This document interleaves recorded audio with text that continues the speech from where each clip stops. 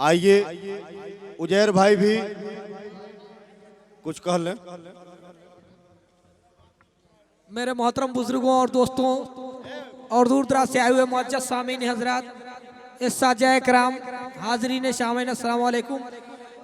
इस मुशायरा को कामयाब बनाने के लिए जितने भी हमारे भाई और हमारे दोस्त और हमारे गांव के जिम्मेदार हजरात, अरे भाई हो गया नहीं, हमारे लिए जितने भी हजरात तन मन धन लगाए, उनको मैं अपने दिल की गहराइयों से मुबारकबाद पेश करता हूं और दुआ करता हूं कि इसी तरह आप लोग हमारा हौसला बढ़ाएं, जिससे हर साल इस तरह का हम लोग प्रोग्राम करते रहें। अल्लाह हाफिज़, अस्सलाम वालेकुम।